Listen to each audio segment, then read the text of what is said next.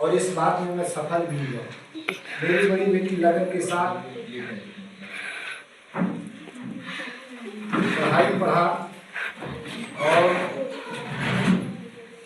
गांव में पढ़ा, इसके बाद बुखौर स्कूल में पढ़ा और जब एक कक्षा 9 में आई देवेंद्र नगर तो मेरे बुखौर का स्कूल 10वीं हो गया और वहाँ के कई मेरे गांव के बच्चे देवेंद्र नगर से नाम कटवा करके और बुखौर स्कूल में नाम लिखवाया। कई मास्टरों ने मेरे से भी कहा कि आप भी लिखवा दीजिए, लेकिन मेरे देवेंद्र नगर के जो सर थे उन्होंने कहा भाई साहब एक आप जागरूक आदमी हैं, आप प्रज्ञा को बुखौर में पढ़ाना चाहते हैं या देवेंद्र नगर में? तो मैंने कहा सर आप मुझे जैसा मार्गदर्शन करें। तो द्विवेदी सर ने कहा देखो बुखौर बुखौर है, देवेंद्र नगर देवेंद्र नगर है, और उस तुम्हारी बेटी को हम पढ़ाते तो हम जानते हैं कि वो बेटी कैसी है पढ़ने में, और आप बुखौर लौट के नहीं ले जाएंगे, इसके पीछे की तरफ कदम मत ले जाएंगे। और उस समय मेरे पास व्यवस्था ही नहीं थी, मेरी साइकिल थी और वो साइकिल से चला करके प्रज्ञा डेली देवेंद्र नगर आती थी। ट्यूशन की भी ज़्यादा व्यवस्था नहीं रहती थी, थोड़ा बहुत मिल जाए, लेकिन घर में खुद एक प्रेरक बन करके बैठता था। और आप लोगों से मैं चाहता कि अपने अपने पापा लोगों से ये बात करें कि सुबह के बाद हर पिता बच्चों के पास बैठे, जब वो बैठेगा तो बच्चों को एक भय होगा और सीख मिलेगी। अगर अनपढ़ पिता भी है तो वो पढ़ जाएगा छोटा बड़ा। एक दूसरे हमारे जो गरीब परिवार के लोग होते हैं शाम घर पे ही दूसरे के घर यहाँ बात ले जाते हैं, दूसरे का घर बर्बाद करते हैं, सबका घर बर्बाद हो जाता है। तो आज मेरी बेटी मेरे जीवन की एक सफलता की सीढ़ी पर पहुंची। मेरी तपस्या का एक रिजल्ट हासिल किया और 2 कुंडों का गौरव हुआ। मेरे एक और भनेज जो है इन्हीं के साथ में वो भी मास्टर बन गए हैं, दुरिया से है। और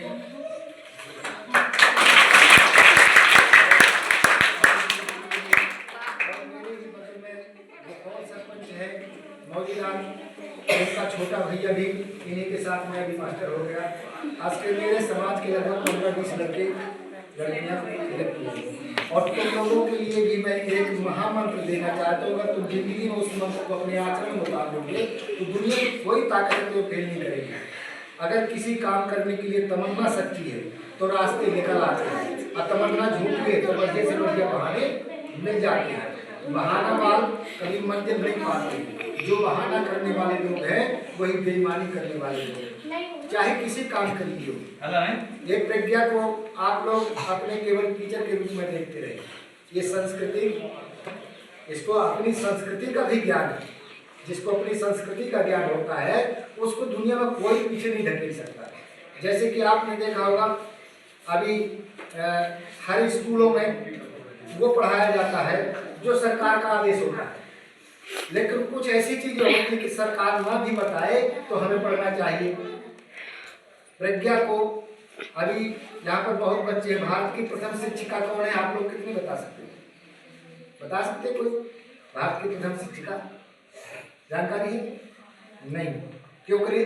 ये सरकारों ने नहीं बताया। लेकिन कभी प्रज्ञा से पूछिए, भारत की प्रथम शिक्षिका सावित्रीबाई फुले, उन्होंने उस टाइम पर शिक्षा ग्रहण की जब इस देश के अंदर उनके ऊपर पढ़ने स्कूल जाती थी पढ़ाने तो क्या मारा जाता था?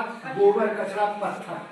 लेकिन वो रुकी नहीं और आज देश के अंदर जो भी ये महिलाएं पूरे देश की पढ़ लिख रही हैं उसमें सबसे बड़ा श्रेय है मां सावित्रीबाई फुले को और उनके पति महात्मा फुले को, चाहे किसी समाज की महिला हो।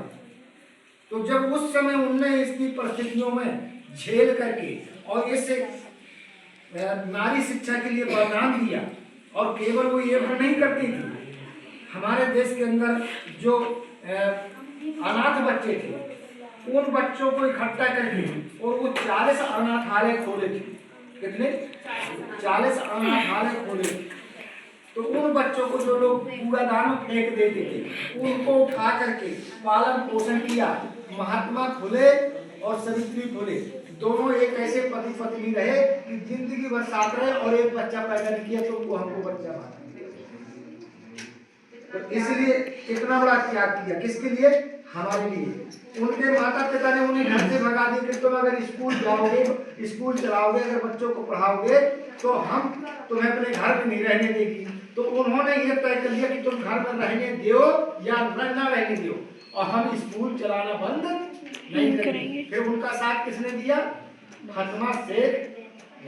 तो उनके सहयोग से आज पूरे भारत के अंदर हमारे जो एक आधी आबादी जिसे कहना चाहिए महिलाएं आज पढ़ लिख करके एसपी, कलेक्टर, राष्ट्रपति तक बन रही हैं, तो उनका भी बहुत बड़ा श्रेय है। और वो गुण आप में भी पैदा हो सकते हैं। लेकिन रहिए आप लोग अपने सफलता का रहस्य ये है कि आप लक्ष्य को सामने रखो, बहानेबाजी ना करके अपने आप में अपने काम का नाम तो बना दीजिए कि मुझे इतनी बजे जागना, इतनी बजे पढ़ना, इतनी बजे नहाना, इतनी बजे खाना। कर्मचारी की दिनचर्या जैसे है ऐसे तुम्हारी बन जाएगी। और मैं बहुत बहुत सभी लोगों को धन्यवाद देता हूँ और सभी शिक्षकों को